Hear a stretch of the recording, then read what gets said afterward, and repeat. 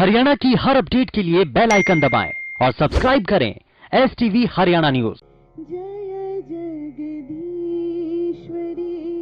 माता सरस्वती शरणागत प्रति पालनहारी। जय जगदीश्वरी माता सरस्वती शरणागत प्रति पालनहारी। जगदीश्वरी चंद्रबिंब सम बदन विराजे। चंद्रबिंब सम बदन विराजे।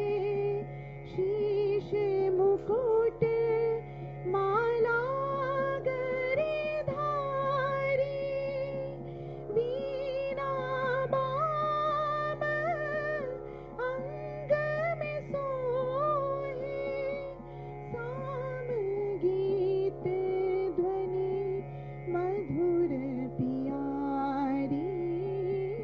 जय जगदीश्वरी माता सरस्वती शरणागत प्रति पालनहारी। जय जगदीश्वरी श्वेत बसन कमलासन सुंदर संग सखी शुभ हंस सवारी। ब्रह्मानंद में दास तुम्हारो दे दर्शन पर ब्रह्म दुलारी। जय जगदीश्वरी माता सरस्वती। जय जगदीश्वरी जय जगदीश्वरी जय जगदीश्वरी। Thank you. धन्यवाद पीयूषा जी। आपने पूरे वातावरण में सरस्वती माँ की वंदना की जो बयार छोड़ी है उससे सब लोग हम अभिभूत। अब मैं औपचारिक रूप से लोकार्पण की जो रस्म है उसकी अदायगी के लिए माननीय मुख्यमंत्री से प्रार्थना कर रहा हूं। थोड़ा समय उससे पहले मैं आपसे जरूर इतना कहना चाहूंगा कि आज माननीय मुख्यमंत्री सिर्फ प्रदेश के मुख्यमंत्री की भूमिका में यहाँ पर नहीं है, बल्कि वो सभी भाषा अकादमियों के अध्यक्ष के नाते उनकी यहाँ मौजूदगी ज्यादा महत्वपूर्ण मैं मानता हूँ। और इसी क्रम में मैं स्वागत श्री विजय वर्धन का भी करता हूँ, हमारे मुख्य सचिव। उनका भी सिर्फ प्रशासनिक दक्षता या प्रशासनिक शिखर होने के नाते नहीं, बल्कि मैं सूफी चिंतक होने के नाते और उनकी साहित्यिक प्रतिभाओं का एक प्रशंसक होने के नाते उनका हार्दिक अभिनंदन करता हूँ। इस प्रकार से श्री दीपेंद्र सिंह ढेसी बेशक आपको अलग छवि में दिखाई देते हो प्रशासनिक फाइलों के बीच, लेकिन एक प्रखर और अच्छे ढंग के जो श्रोता और वक्ता और पाठक के रूप में मैंने उन्हें गंभीर विषयों पर भी चर्चा करते हुए पाया है। और यही चीज श्री उमाशंकर के साथ है कि उन्होंने भी हमेशा साहित्य और संस्कृति और कला से जुड़ी हुई जितनी भी विषय जितने भी होते हैं उन सब के साथ न्याय करते हुए अक्सर पाया है। मैं औपचारिक रूप से अब मैं लोकार्पण की जो रस्म है उसके लिए धीरा जी से आग्रह कर रहा हूं, कृपया लोकार्पण की रस्म के लिए तैयारी कर लें। और उससे पहले मैं विनम्र आग्रह कर रहा हूं धीरा जी से कि लोकार्पण से पूर्व पुष्प गुच्छ भेंट करके, इन्हें बुके भी कहते हैं और पुष्प गुच्छ आप हिंदी में कह लेते हैं, बहरहाल दोनों शब्द चलते हैं, उनसे माननीय मुख्यमंत्री और अकादमी अध्यक्ष श्री मनोहर लाल का अभिनंदन धीरा जी के द्वारा।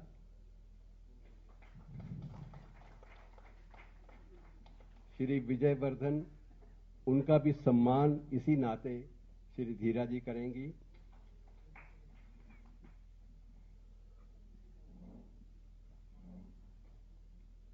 और सम्मान की यही रस्म श्री केसी जी के लिए, श्री उमा शंकर जी के लिए मेरा विनम्र आग्रह धीरा जी से, कृपया सबको उनके आसन के पास जाकर उनका अभिनंदन करें। धन्यवाद।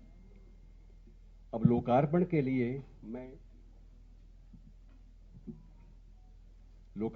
लिए पुस्तकें मंच पर आए।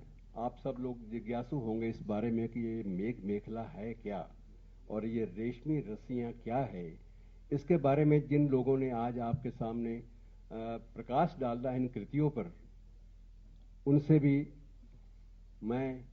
उनका भी सम्मान करने के लिए हमारी अकादमी, पंजाबी अकादमी के उपाध्यक्ष बैठे हैं, निदेशक बैठे हैं, संस्कृत अकादमी के बैठे हैं और ग्रंथ अकादमी के मौजूद हैं। उनसे आग्रह कर रहा हूं, विद्वानों का सम्मान अकादमियों की ओर से वो आए और विद्वानों का सम्मान भी करें।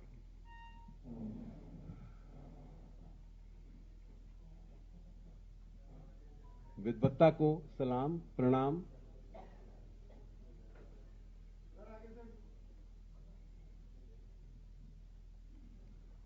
ये सभी अकादमियों की ओर से हमारे निदेशक इस रस्म की अदायगी करेंगे। ग्रंथ अकादमी, संस्कृत अकादमी, पंजाबी अकादमी, इन सब की ओर से।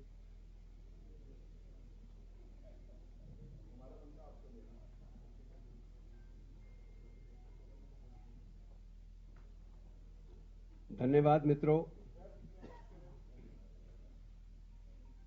हार्दिक आभार कि आप सब ने अपनी मौजूदगी से इन साहित्यकारों को भी सम्मानित होते हुए पाया। ये शब्द ऋषि हैं, शब्द के माध्यम से बहुत कुछ कहने का प्रयास करते हैं।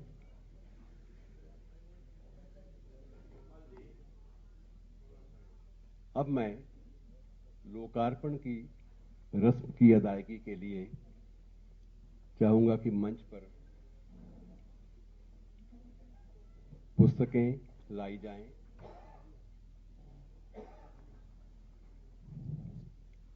और माननीय मुख्यमंत्री एवं अकादमी अध्यक्ष व अन्य अतिथिगण, मंचासीन अतिथिगण इन पुस्तकों का लोकार्पण करेंगे और ये आपके समक्ष प्रस्तुत करेंगे। मेघ मेखला और रेशमी रस्सियां, ये दोनों अद्भुत नाम हैं, लीक से हटकर दिए गए नाम। इन नामों के बीच में कहीं ना कहीं संवेदनाएं धड़कती हुई आप पाएंगे।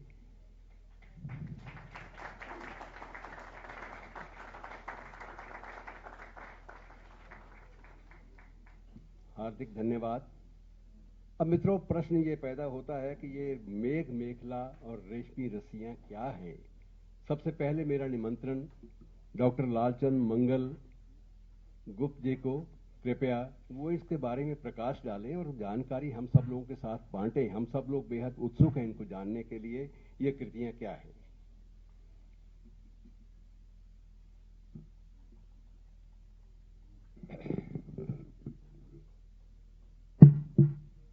आदरणीय मंच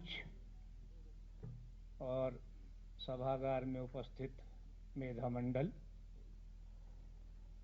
लगभग 3 साल पहले मुझे धीरा खंडेलवाल जी की एक पुस्तक ख्यालों के खलिहान पढ़ने का अवसर मिला था। उस समय लगभग 60 कविताएं पढ़कर मेरा जो निष्कर्ष था उस पुस्तक के बारे में, लेखिका के बारे में, नंबर 1, धीरा खंडेलवाल स्वयं सिद्ध कवियत्री हैं। दूसरा, धीरा खंडेलवाल संवेदनशील और संस्कारशील कवियत्री हैं। तीसरा, उनका जीवन दर्शन व्यावहारिक और वैज्ञानिक है। चौथी और अंतिम बात जो मैंने लिखी थी उस समय, उनकी कविताओं को पढ़ते समय, उनकी कविताई को समझते समय पाठकों को सिर भी खुजलाना पड़ सकता है। हर किसी के लिए वे कविताएं नहीं हैं। इस पुस्तक को पढ़कर आप चित्र ऊपर भी देख रहे हैं, रेशमी रस्सियां, इसको पढ़कर मेरी जो धारणा है वो और अधिक बलवती हुई है। मित्रों, इसमें 69 कविताएं हैं। ज्यों ही पुस्तक के शीर्षक पर नजर जाती है, 2 शब्द इसमें दिखाई दे रहे हैं, एक रेशमी और दूसरा रस्सियां। आप रेशम शब्द की कल्पना कीजिए, आप उसका नाम लीजिए तो रेशम की तरलता, सरलता, सजलता, शुभ्रता, कोमलता और मनोहरता, एकदम उसकी छवि जो है आपके सामने प्रकट होती है। वही रेशम जब रस्सी के रूप में परिणत हो जाता है तो मेरा ख्याल है आप सहमत होंगे कि उस रस्सी को तोड़ने में संभवतः हाथी को भी पसीने आ जाते हैं। तो रेशम की बनी हुई रस्सी, इसी तरह से कवियत्री ने इन दोनों को, रेशम को और रस्सी को, इस रूपक को अपने इस कविता संग्रह में रूपायित किया है। कवियत्री की जो भावनाएं हैं, कोमल कल्पनाएं हैं, मैं रेशम की बात कर रहा हूं, जो अनुभूतियां हैं, जो संवेदनशीलता है, वो एक एक करके एक एक भावधारा के रूप में प्रवाहित होता है, समुच्चय रूप में संगठित होकर एक विचारधारा का, एक विचार दर्शन का, एक अवधारणा का और एक सफल जीवन जीने का एक सुनिश्चित मंत्र तैयार हो जाता है। तो कोशिश उनकी रही है कि जीवन में से जो संगतियां और विसंगतियां हैं, उन सब के बीच संतुलन साध कर आगे बढ़ते हुए जीवन की जो अच्छाइयां हैं उनका ग्रहण करने के लिए अपने और दूसरों के लिए कुछ अच्छे पल, कवियत्री ने शब्द का प्रयोग किया है सुनहरे पल, सुनहरे पलों की खोज, जीवन के बहुत सारे उबड़ खाबड़ भरे व्यस्तता में से वो सुनहरे पलों की खोज करने के लिए निकली है। मित्रों,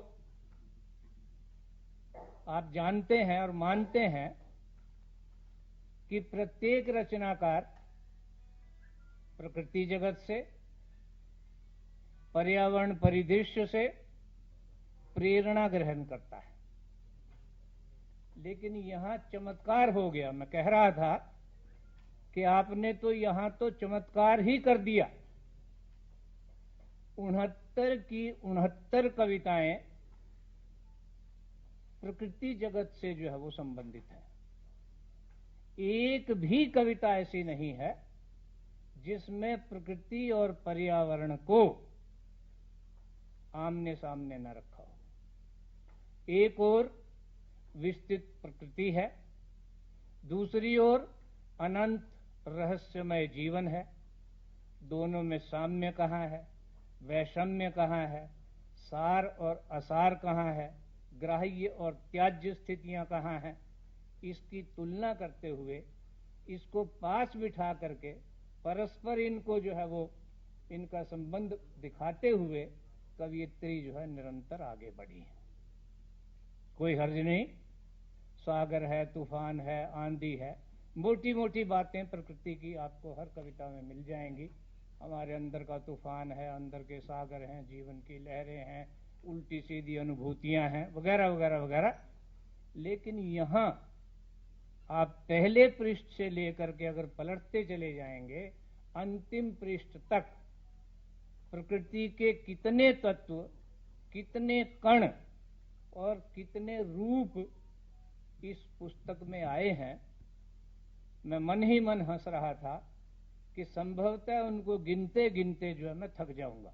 मेरे पास पूरी सूची है, समय को सीमा को ध्यान रखते हुए मैंने 40-45 ऐसे प्रकृति के तत्व जो है वो रेखांकित किए हैं जो एक ओर प्रकृति में है और दूसरी ओर हमारे जीवन में है। लेकिन रचनाकार क्या चाहती है? रचनाकार ये चाहती है कि सार और असार है, त्याग और ग्रहण है। हमारा काम जो है केवल और केवल उनको जो है वो स्वीकार करना है, अच्छे तत्वों को, सुनहरे पलों को। सुनहरे पलों की अगर हम खोज करेंगे तो एक स्वस्थ जीवन दर्शन हमारे सामने जो आ सकता है। मैं बता रहा था कि बुराई में और अच्छाई में संतुलन साधते हुए रचनाकार जो आगे बढ़ी है, तो स्वाभाविक है कि पूरे ग्रंथ में, पूरे कविता संग्रह में दो पक्ष जो आपको दिखाई दे रहे हैं। क्या है? बचपन की किलकारियां हैं, बहुत सुंदर बचपन के चित्र जो है मैडम को याद हैं, कंचे खेलने के और मलाई के चटखारे के वगैरह वगैरह। बचपन की किलकारियां, किशोरावस्था की क्रीड़ाएं, युवा मन की उमंगें, युवा वंश का उत्साहवर्धन और हर प्रकार की बाधाओं को पार करके, हर अवरोध को पार करके जीवन जीने की उत्कट अभिलाषा। यहां तो सुनहरे पल साफ हैं ही, लेकिन कुछ पक्ष ऐसे भी हैं जिन्हें हम जो है वो उसका अंधकार पक्ष जो है कह सकते हैं। उसका संकेत ये है कि वहां अतीत के दुस्वप्न हैं, धूमिल भविष्य की आशंकाएं हैं, घबराहट होती है, पर्यावरण प्रदूषण है, प्रकृति का दोहन है, आरक्षण की समस्या है, भौतिक मायाजाल है और नारी जीवन की विषमताएं हैं। लेकिन इसके मूल में भी प्रकारांतर से लेखिका की तमन्ना उन विकृतियों को प्रदर्शित करते हुए उसमें से संस्कृति की खोज करना है। तो दोनों पक्ष जो है उज्ज्वलता की ओर हमें जो है ले जाते हैं और वो दुराशा में सदाशा और विकृति में संस्कृति की खोज को लेकर चली है। दो एक पंक्तियां हैं। स्वयं सुरक्षा राह दिखाती, खुद पर निर्भर रहना होगा, जीवन का हर सुख दुख अपने दम पर सहना होगा। एक और बात कह रही हैं, सूख ही गया आखिर आंखों का पानी, आदमी कितने छल करता और कितनी झूठ बयानी, मुझसे तो बयां नहीं होती। रचनाकार हाथ खींच लेती है, भैया ये काम मेरे वश का नहीं है, ना मैंने ये काम करना है। क्या? सूख गया आखिर आंखों का पानी, आदमी कितने छल करता और कितनी झूठ बयानी, मुझसे तो बयां नहीं होती। उसकी ये सब बातें बेइंसानी बातों को रचनाकार जो है स्वीकार करने के लिए तैयार नहीं है। दो चार बातें और